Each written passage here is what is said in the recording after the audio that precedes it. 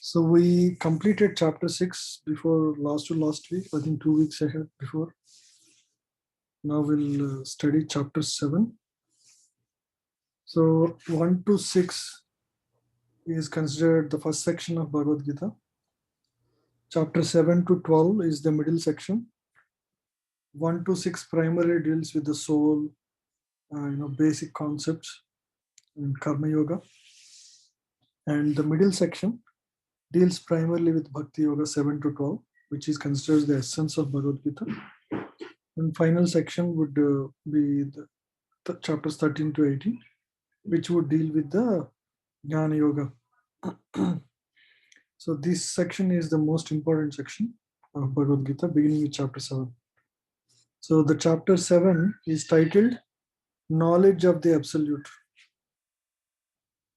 So chapter 6 concluded, chapter 6 is Jnana Yoga, and Jnana Yoga where Krishna talks about how one can practice the process of meditation.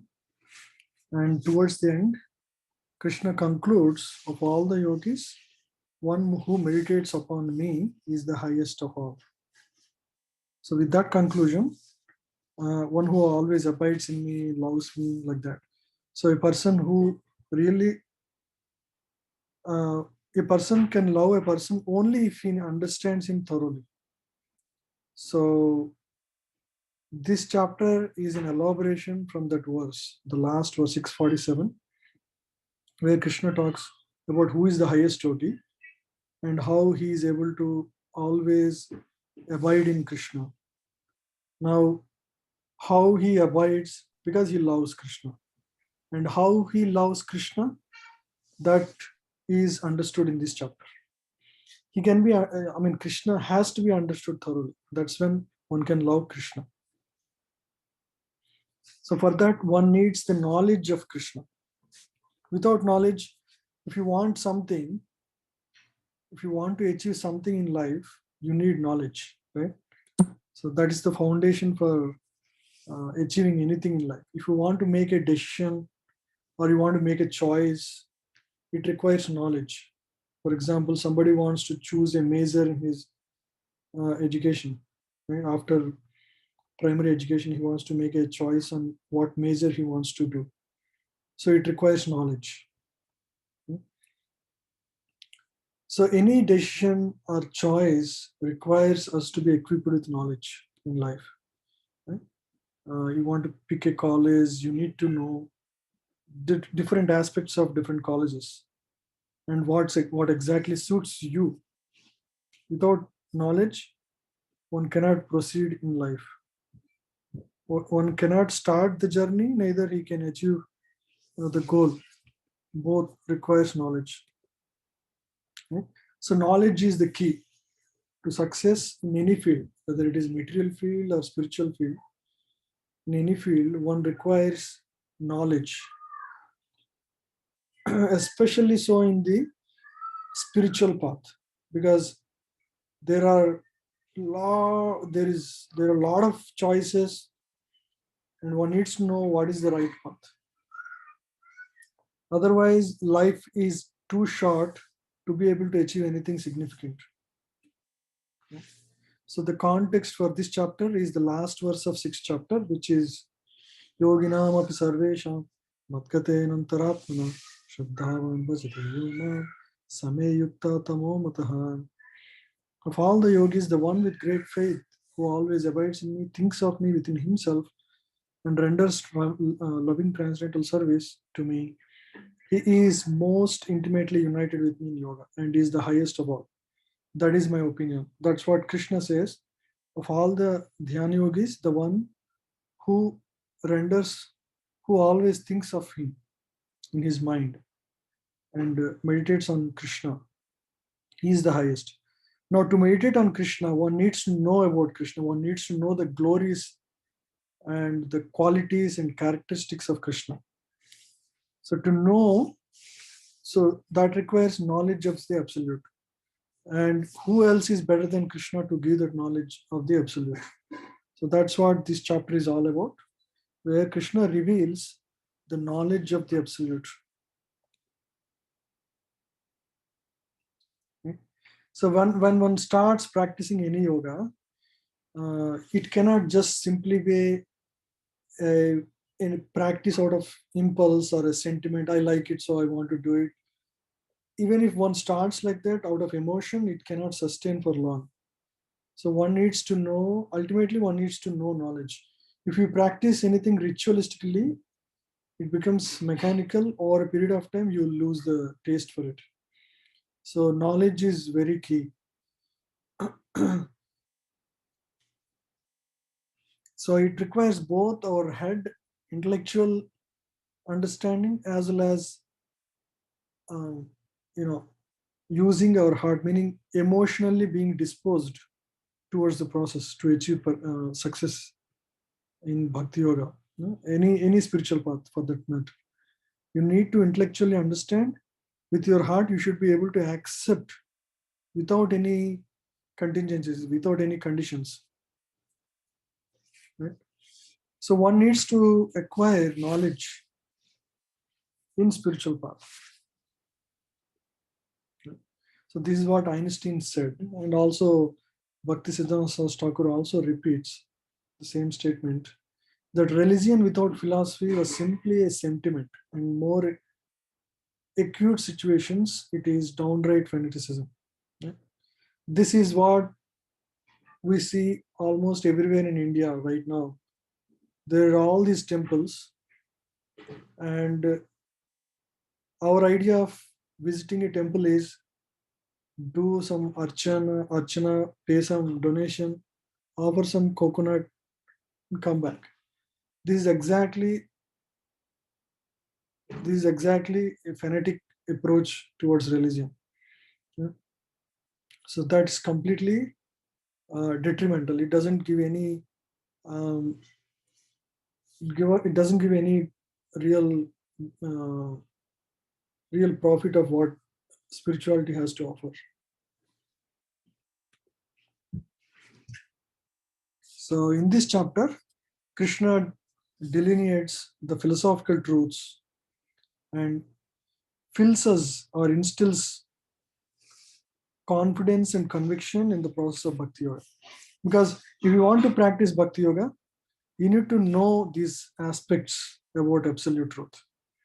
So Krishna gives that foundational understanding of foundational knowledge about the absolute truth. So once you have it, you have full confidence and conviction in the process of bhakti yoga, and that makes us move ahead uh, with a clear mind. So this chapter is can be remembered with a short word head. So there are basically H stands for hearing. So the first three verses cover this aspect.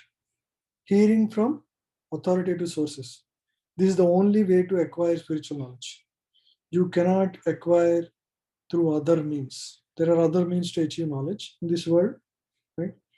Pratyaksha, Anumana, and Shabda.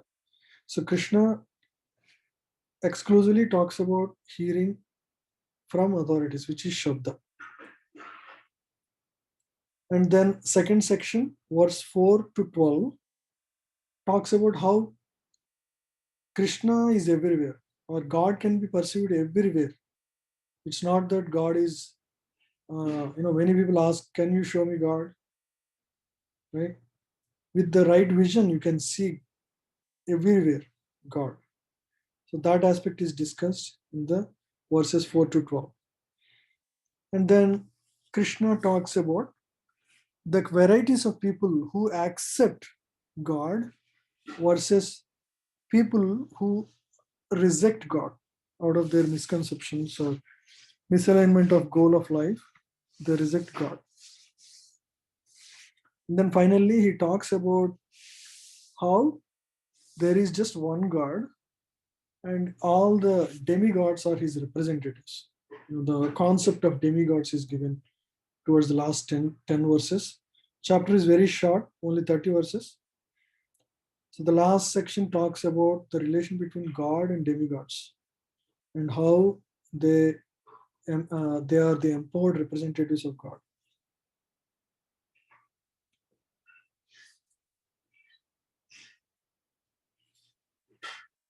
Yeah. So,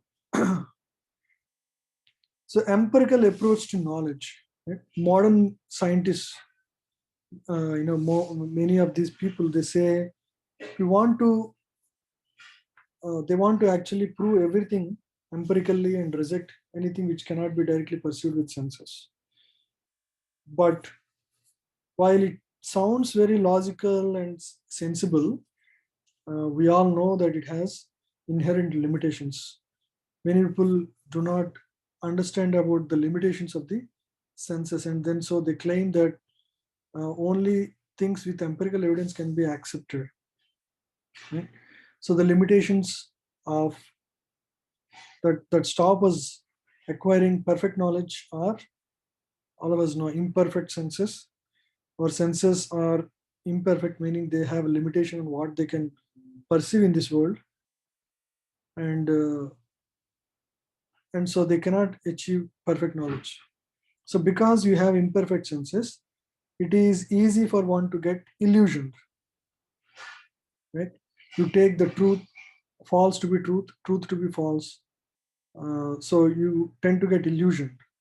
When you get illusioned, naturally you make mistakes. Right? And so to cover up the mistake, one cheats people. So these are the kind of limitations all the living entities in this world have. So this is the reason we do not approach absolute knowledge with in empirical approach, through empirical approach, because it has limitations. So many people do not understand this aspect. So so how do you achieve knowledge about things that are beyond immediate perception, meaning beyond what senses can achieve? So for example, a child, if he wants to know who his father is, so the best person is his mother, right? We all know. There is no other easy means, or there is no, not even it is feasible to identify who his mother is, so who his father is, without approaching the authority of mother, right? We all know. So, and so similarly, there are many things in which we depend on authority. For example, if you want to know a program in BBC, the best approach is to consult a TV guide. You accept an authority of the TV guide. Right? So we cannot just, sensory exception is one means to acquire, to confirm more than acquire new knowledge. It is the best tool to confirm knowledge, not to really achieve knowledge. It can help you achieve knowledge, but in a very limited way. Not so. This is the mistake of sensory experiences, right? Achieving knowledge through uh, pratyaksha praman. So hearing from authorized spiritual sources, one can acquire profound knowledge of the divine. There is no other means. So many people try to approach God through jnana or karma exclusively, but it is literally, you know, it's misusing the chance of human life, because so much is already given in authoritative scriptures. If only one has faith in them, he can achieve so much knowledge very easily about the divine knowledge. So one should not mistake, one should not misuse this opportunity of human life to acquire spiritual knowledge through authoritative sources. So this is all explaining about the importance of hearing process, because through hearing one acquires the knowledge of the divine. Okay? So accepting higher authority, even Lord Krishna, when he was in this world, he showed by example by accepting the authority of his teacher, Sandeepan. So it opens up new opportunities to experience truth directly, right? Because the source of knowledge is perfect. When the knowledge source is perfect, we can happily accept. Just like a mother is a perfect source to understand who the father is. There is no better source than. So similarly, when we hear from perfect sources, we acquire perfect knowledge. So Krishna begins this chapter by stressing the absolute necessity of hearing from spiritual sources to understand the universal realities. So there is no other means to understand these realities. So this path is called Avaroha Pantha, or descending path of knowledge. Yeah. Now many people ask, can you show me God? Right? So this is a general question that everybody gets. So for this, in the second section of Gita, in the seventh chapter, Krishna talks about the analogy of pearls strung on a thread. So when pearls are strung, like you see here, they're very beautifully laid. You see beautiful pearls, but you don't see the thread behind them that is binding all of them. Just like the pearls are perfectly strung and arranged in a beautiful necklace, and the thread that is connecting them becomes invisible, Lord manifests within this world, through his design, through his variegated design, yet remains very invisible behind all of these creations, right? Which an immature observer cannot really see. But it doesn't mean that there is no creator. You see a perfect orderliness in this world, right? How is that possible without a perfect brain behind it? So the intricacy and sophistication of the creation indicates the presence of higher intelligence. You see beautiful flowers, complicated body parts like eyes. So how can all this be possible? So there is all this evident from the design, the creation that is existing within this world. Just like you cannot see the thread behind a necklace, you cannot see with your naked eye. So that requires a process to follow. Right? So when somebody asks, can you show me God? Krishna further explains in this chapter how, if somebody wants to see God, how they can perceive God in this world, right? So he says you can perceive God in the taste of water. Right? Anytime you see, so Krishna says, I am the taste of water. I am the light of the sun and the coolness of the moon. Right? So, and I am the ability in man. So when you perceive or experience these things in life, you can immediately think this is the power of God. That is called spiritualizing all aspects of our life. Okay? In this way, when we see through the eyes of knowledge, you can learn to see God in every aspect of our life. Right? So Krishna explains in this second section in detail how one can perceive God in every aspect of life. Right? While drinking water, when seeing light outside, or when you so you don't ascribe the greatness to that aspect alone. Right? We don't see anything independent of God. When you see a beautiful dress or a beautiful car or something, just don't see the object itself, see the hand behind it.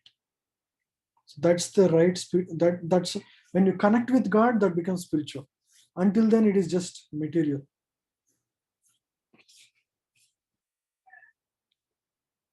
Yeah. So Krishna further explains. Yeah. So if God can be perceived everywhere, why many still do not accept his existence? Right. This is a general question many people ask.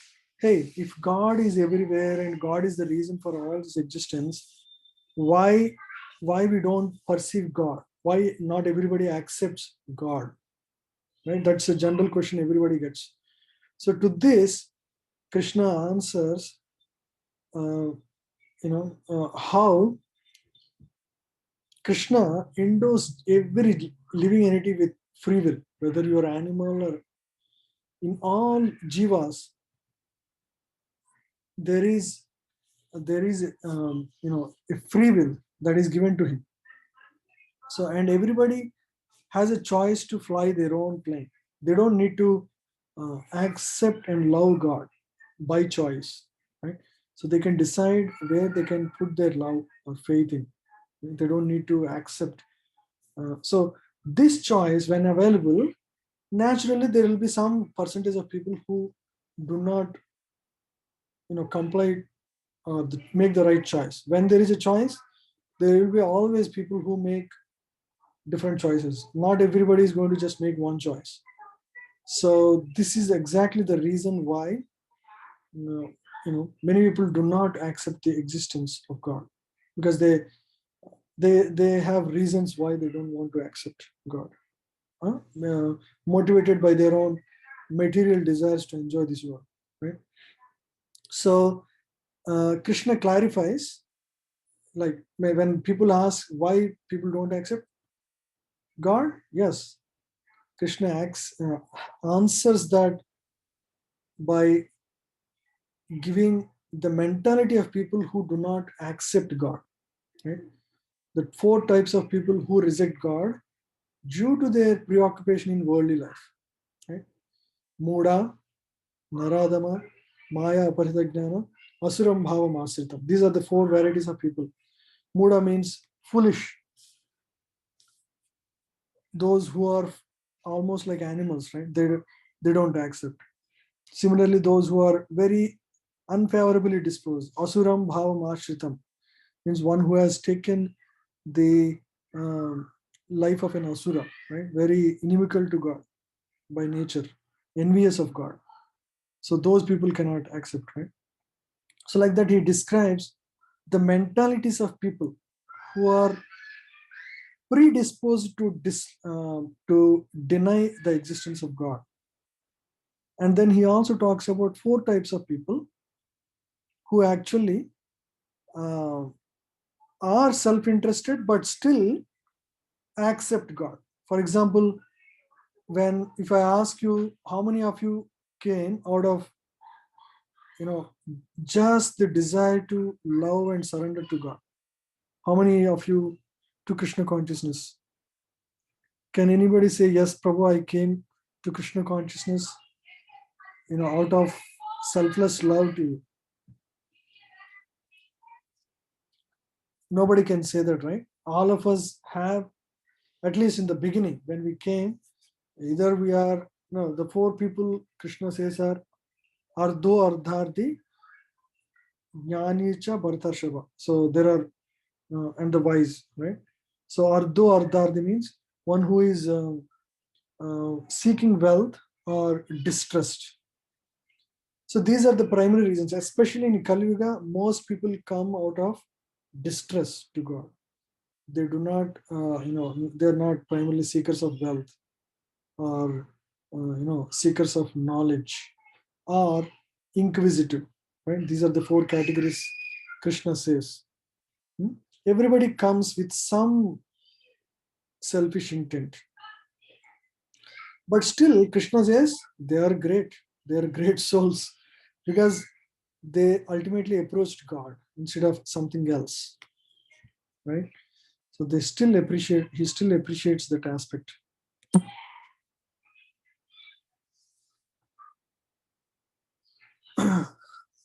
So Krishna says it's a very rare soul in this world who is able to approach God free of ulterior motives and enter into a selfless relationship of love towards Him. Very rare soul. And Krishna says, I love such people. Right? So he considers him to be the best. Right? So that level of purity may take thousands of lifetimes for an ordinary soul. Right? One who approaches God, like here you see Chaitanya Mahaprabhu, he treats a normal rock to be like Govardhan Hill here in this picture. So this is selfless law. There is no ulterior motive in that. This is the highest selfless law, but um, you know, so that kind of law approach may take millions of lifetimes. Any questions so far?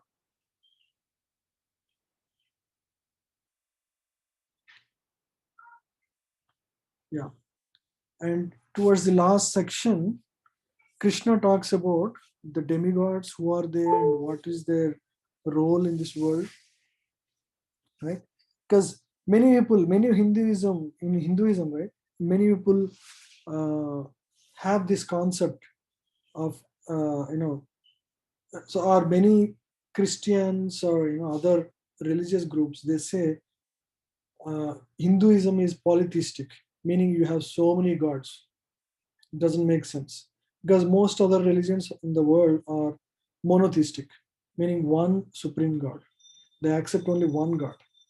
But in our, Hinduism, many people misunderstand that is actually polytheistic. But actually, it is only monotheistic. It's not polytheistic. Yeah. So Krishna explains who are demigods and what is their role.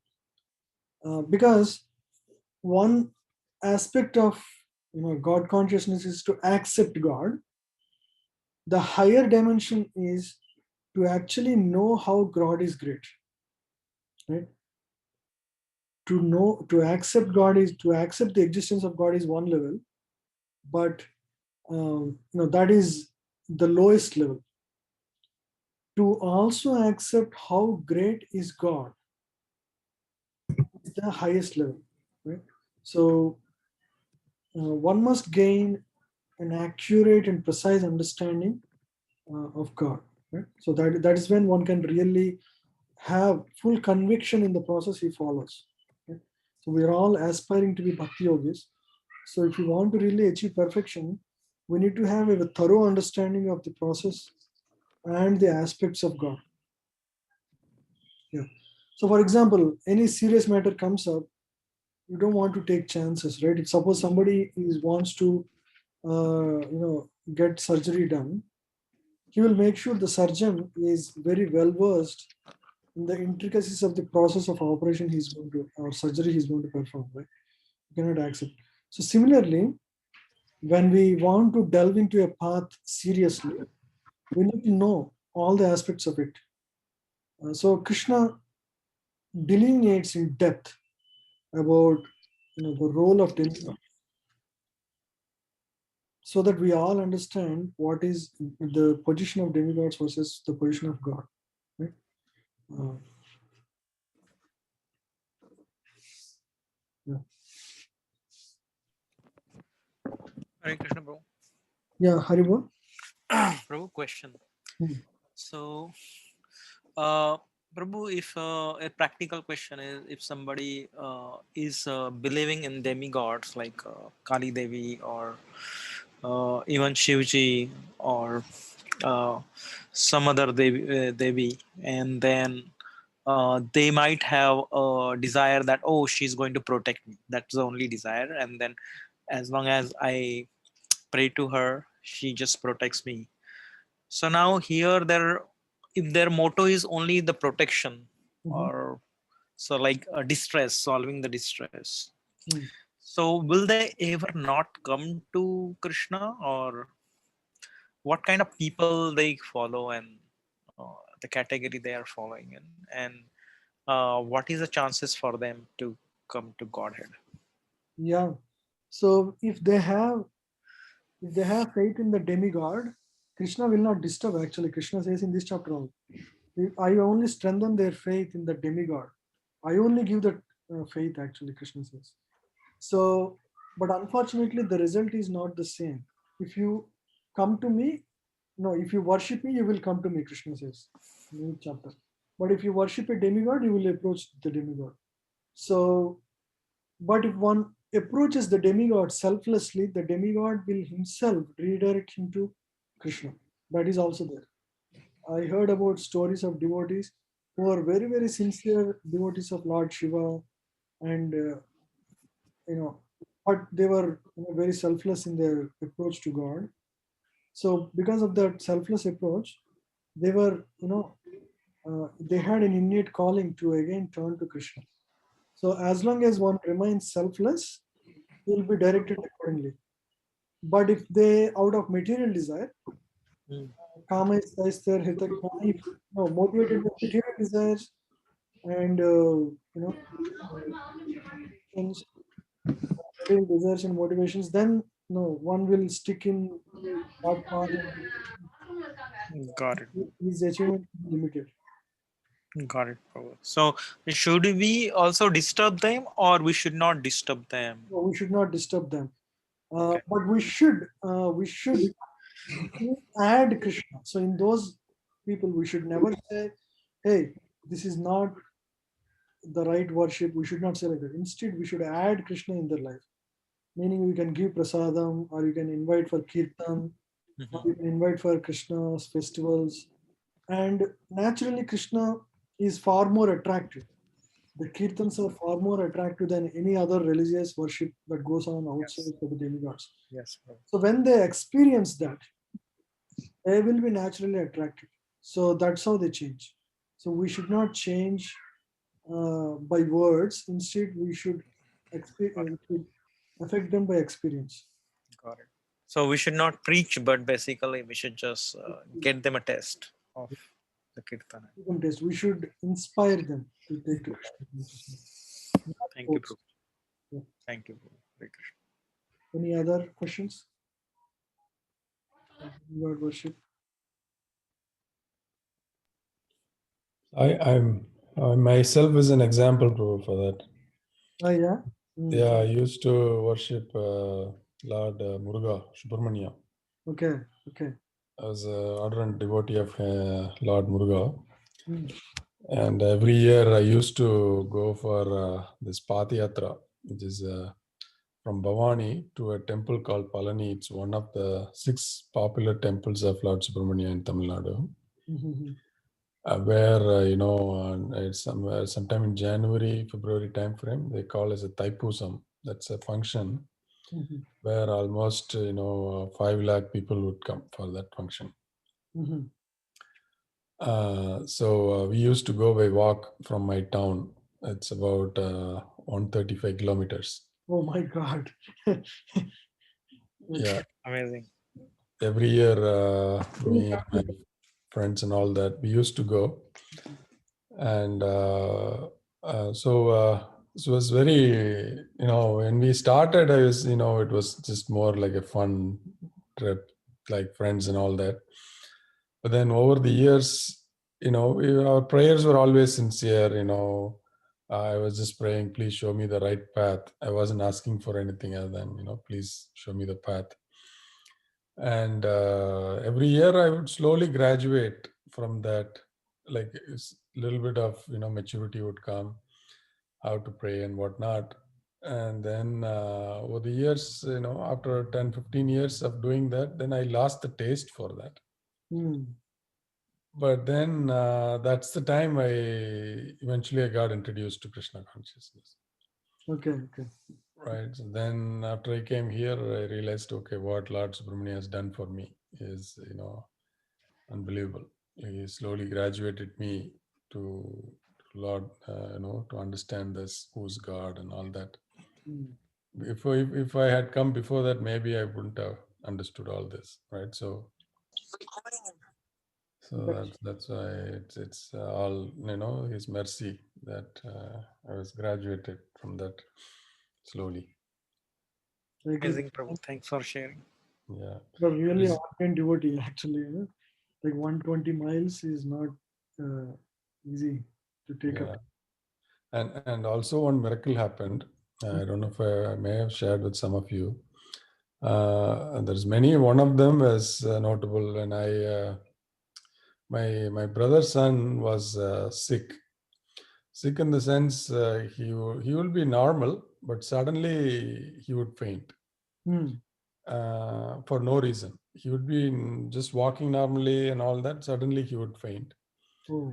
I was in US at that time, so but he's very dear to me. Mm. And so my mom would say, this kid, he was in 7th or 8th grade at that time, Mhm. and he had to go to school alone, right? So if he faints at school, who will take care of him, Yeah.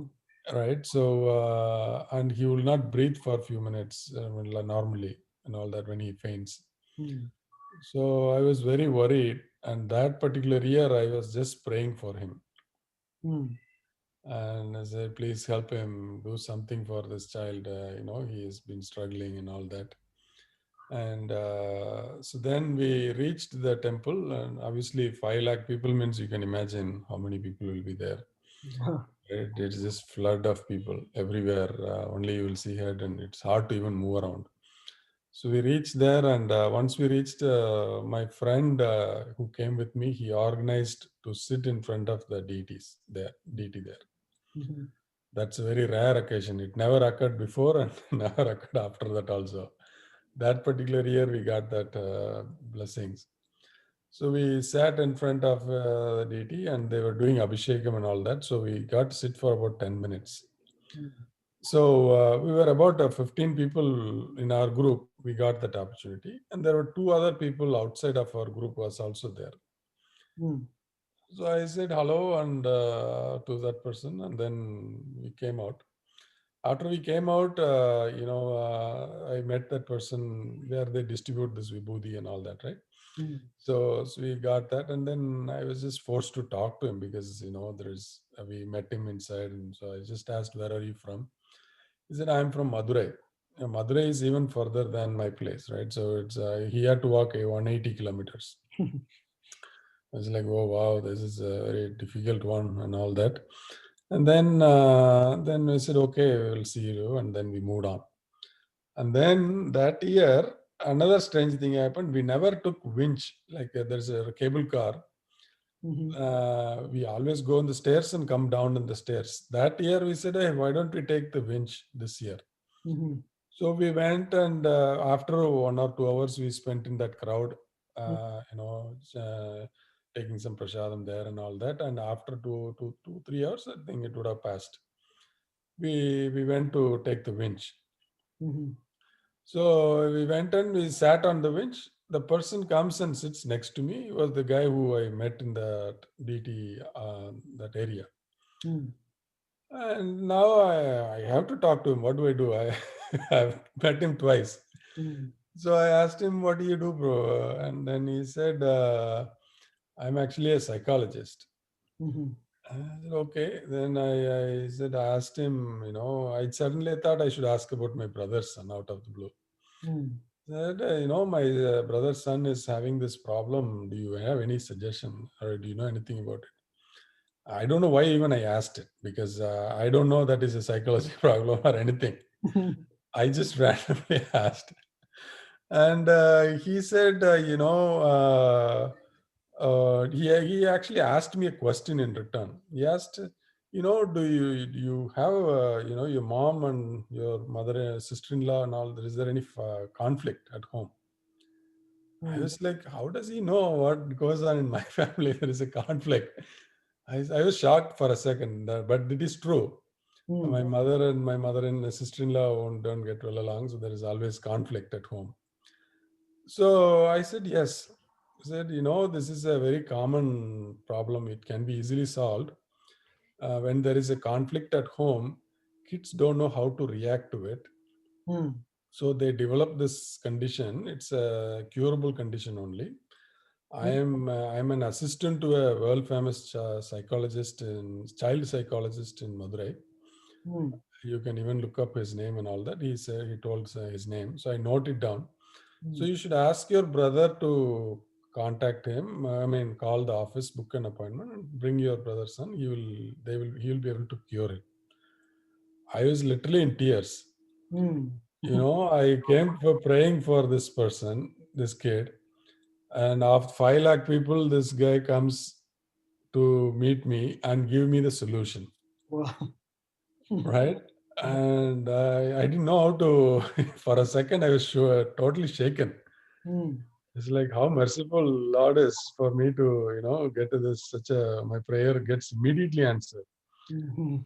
right? So because I was selflessly praying for him, because this child is so struggling like this, please help him and all that.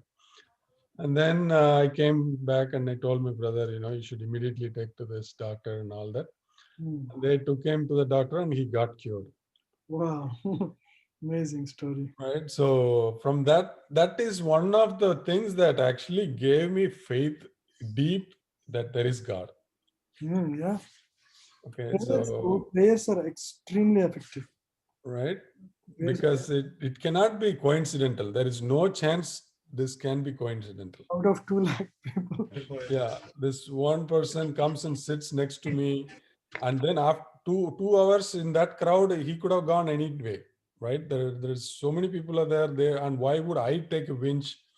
And he comes into the same bench, sits next to me, and there's way too many things have happened, got coordinated there. Yeah. So that is where I really felt, okay, there is God. God must be there. Yes. And also as then I came to the DYS class, understood the philosophy. I said, okay, now everything made sense to me from that point on. I said, okay, the belief, for me, I don't can expect a bigger miracle than that in my life.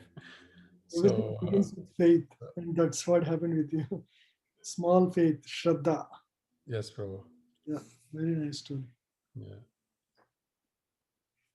Thank you for sharing that. So I'm always grateful to Lord Subramania for so compassionate towards me, graduating me from that to hand me over to Prabhupada and his movement, so that I can continue the journey. Wonderful, Prabhu. Wonderful. Thank you Yes. for sharing. Thank you. Anybody has any other, stories of demigods? Interestingly, like this, or any other questions about demigods, demigod worship?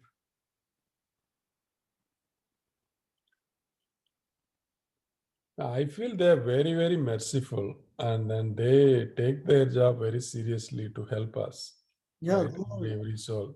they're very, very. And we just have to go with right, aspirations and right mindset. We do that, definitely they graduate us to the higher platform. That's true. The aspect of prayer is, another aspect you mentioned is the aspect of prayer. Yes, yes, And in devotional path, we should be very heartfully praying every single day. yes, Uh, you know, praying to get rid of the anarthas, praying to develop taste for chanting, praying to be part of Prabhupada's movement. So all these praying to please devotees. So these are very important aspects. And yes, Prabhu. all prayers that were done with sincere heart, they will be answered for sure. Yes,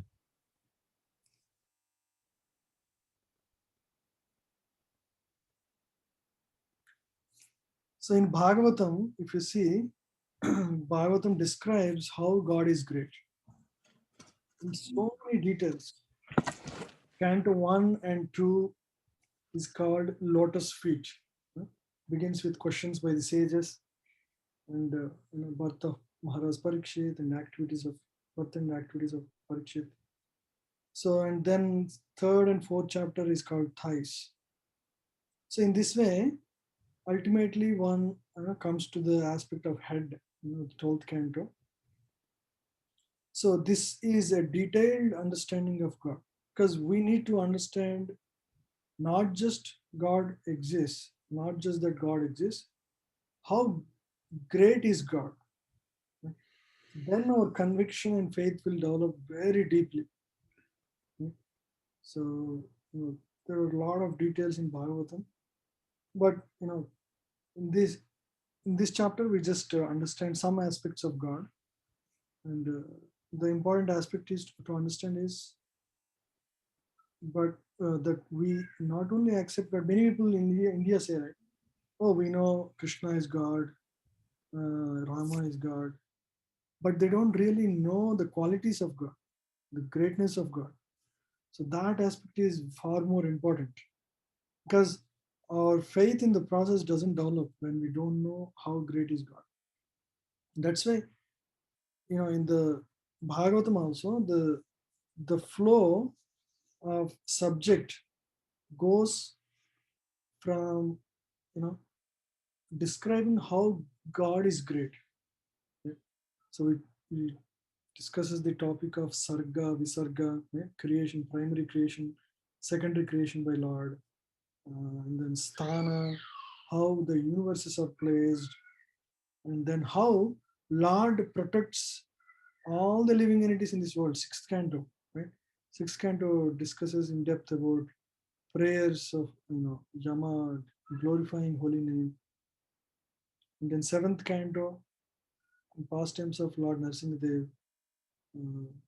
It's called arms. It represents the arms aspect. Seventh and eighth cantos, where eighth canto describes the Manvantara dynasties. Ninth canto describes is considered the throat of the Lord. Again, more aspects of God. Ishan Katha, the topics related to Lord's devotees. And then 10th canto is considered Lord's face, which is the main, right? The face is considered the most important part of the body. So 10th canto, which is the Ashraya of the Lord, Ashraya aspect of the Lord. Right? Lord Krishna's pastimes in Vrindavan, Madhura and Dwarka. And then 11th canto is the forehead in the front part. How Lord gives shelter to the devotees. How the devotee can find shelter in the lotus feet of the Lord. Right? And then finally, head, which is the 12th canto, describes different kinds of universal annihilation that happens, and aspects of liberation of Parikshit Maharaj, etc. So in this way, there are so many aspects of God to understand, and they're all in depth given in Srimad Bhagavatam for us to relish and understand and develop deep conviction and faith in the process of Bhakti Yoga. So I think that's all. This chapter, it's a very, very small chapter compared to all the chapters we discussed so far. So there are primarily, we discussed, what are the four aspects we discussed in this chapter? Hearing from the authoritative sources, the first one. And second section is about how God exists everywhere. With the right eye, we can see or perceive God everywhere. In the water that we drink, in the food we eat, in the light we see, all of that. And Krishna describes the kinds of mentalities of people who accept God and who reject God. Right? And then finally, the role and the position of demigods. So these are the four aspects we discussed in today's discussion. I think we are 4 now, 4:20. Oh. Yeah, so I think we have only 8 people. Maybe each of you can just quickly share, any important point that you really as a takeaway from for you, right? Each of you can share one point. The one important thing concept here Krishna talks about is that how he is like the string for the pearls. Yeah. Right, everything is stitched, is tied to him as a like a necklace, right? So, Yeah. right. So that's a very important concept he talks about in this. Yeah, is the one of the most important. We may not see the thread behind the pearls. Pearls, yeah. That is the core reason the pearls are strung. Well, nice, yeah. Beautiful. Yep, thank you, Prabhu. Anandram, Prabhu. Yes, Prabhuji. So one point that I can say is that means for the development of faith, we need to we need to understand the qualities and greatness of God. So when Lord talks about His greatness in Gita, it is basically for us to understand Him and develop faith. So that's one point I can say. Very nice point. Thank you. We need to develop faith. Yeah. So Nitin Prabhu. So Prabhu, it's a wonderful class. Head is where I was like contemplating that, oh, this is a knowledge about God and that should go in our head. So head is the right keyword for me to remember for the 7th chapter. And uh, I kind of was looking at it that how many people in the Hinduism so-called they say about so many gods as you explained, but all of them are a demigod except the Krishna, the supreme personality of Godhead. So understanding the position of demigod and their role that Krishna explains, and then as you explained that how do we play the role, either cultivating them or leaving them there. So that's a very important aspect for me to learn from this class. So thank you, Prabhuji. Thank you, Prabhu. Yeah, wonderful. Sharvana Prabhu. Hare Krishna, Prabhu. So about the hearing from authoritative sources, I'm just wondering like how fortunate we are. Even Krishna himself has said, Manushyanam Sahasresu, the verse. So how fortunate we are that we are receiving the knowledge from authoritative sources. And we should make use of this life to go back to Godhead and progress well in our spiritual path. Yes, Prabhu. Yeah, we are very fortunate to be in this path. Thank you, Prabhu. Thank you, Prabhu. And next, yeah, Sita Priti Mataji. Yes, Prabhuji. So where you were describing about, have you seen God? Well, people ask this question. So you were describing like in the text 8, it says that I am the taste of water, light of the sun, and ability in the man. And we can see God only with the knowledge, with the eyes of knowledge. So that one struck me. And I haven't seen the overview of Bhagavatam, the first and second canto being the lotus feet, and the last canto, the 12th canto as a head. So I've seen that. Before that, I didn't know. I was just reading that slide carefully. So thank you for sharing. Thank you, Mataji. Yeah, thank you, Mataji. Very good point. And now Srinivas, Sridhar Gopal Prabhu. Yes, Prabhuji. Yeah. So I was thinking about hearing, Prabhu. See, the only way that we can develop the love for God is mainly hear again and again about the qualities of the Lord, pastimes of the Lord. Yeah. That way we can develop love. Unless and until we hear, so we cannot develop love for the Godhead. Yes, we become what we associate with. Yeah. So if we associate with the Lord and pastimes of Lord, we achieve that basically. Yeah, thank you. Anybody else? Dhananjay Prabhu, I think he left. Okay, this is a very small chapter. We will end here. It's just 1 hour right now.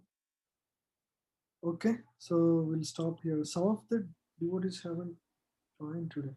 Maybe because of 2 weeks of gap. I don't know. If you know anybody who is missing, can you just remind them? See them or talk to them. Sure. Yeah. So I want to do similar study for Bhagavatam in a very succinct way. Like summary study of Bhagavatam, like this. We can do after Bhagavad Gita is done. It's going to be very, very interesting. Bhagavatam is nectar. Yes, Prabhu. I'm excited just to hear that. Very. Prabhuji, what about tests? Yeah, So those who want to give test, once we, I mean, either we can start doing tests if you are ready, if you are all ready.